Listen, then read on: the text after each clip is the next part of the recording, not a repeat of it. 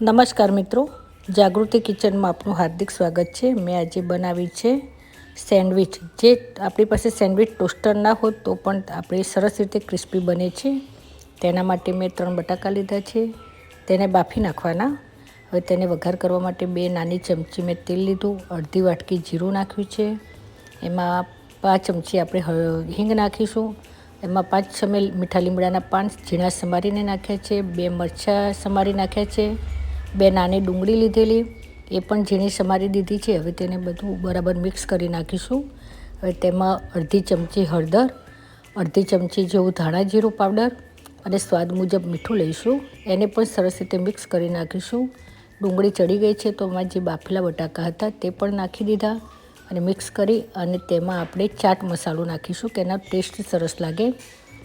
એ પણ સરસ મિક્સ કરી અને તેમાં થોડાક ધાણા ઉમેરી અને ઠંડુ કરવા આપણે મૂકી દઈશું તે મિક્સરને। હવે આપણે સેન્ડવિચ બનાવવા માટે બ્રેડ લીધેલી છે, બ્રેડના ચારે સાઈડથી આપણે એને સ્લાઇસ કાપી નાખીશું। હું 3 જાતની તમને બ્રેડ સેન્ડવિચ બતાવીશ। એક સ્લાઇસ કાપેલી મસાલાવાળી, પછી ચીઝ સેન્ડવિચ અને મસાલા સેન્ડવિચ। જો આપણી આ તૈયાર થઈ ગઈ છે।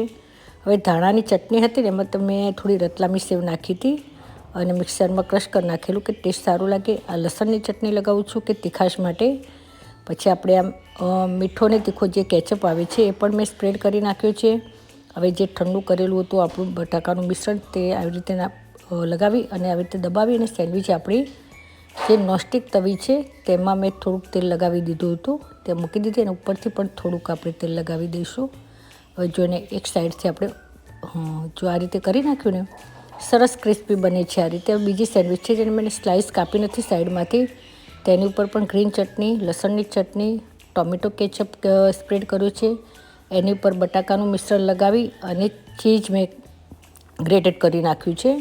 એને પણ આ રીતે હું દબાવી અને પાછી જે નોનસ્ટિક તવી છે તેમાં મૂકી દઈશ। તો આપણી 3 જાતની સેન્ડવિચ તૈયાર છે। આ રીતે ધીમો ગેસ જ રાખવાનો છે, આપણે ધીરે ધીરે જ કરીશું તો એકદમ આપણી ક્રિસ્પી સરસ સેન્ડવિચ તૈયાર થઈ જશે। જો આ રીતે હું કાપીને તમને બતાવું છું કે કેટલી ક્રિસ્પી અને ટેસ્ટી પણ બની છે, એટલી સરસ આપણી સેન્ડવિચ તૈયાર છે। મિત્રો, આ તમને વિડીયો ગમે હોય તો મારી ચેનલને સબસ્ક્રાઈબ અને લાઈક જરૂરથી કરજો। આ યુટ્યુબ ચેનલમાં તમને હેલ્ધી અને ટેસ્ટી રેસીપી જોવા મળશે, તો ચોક્કસ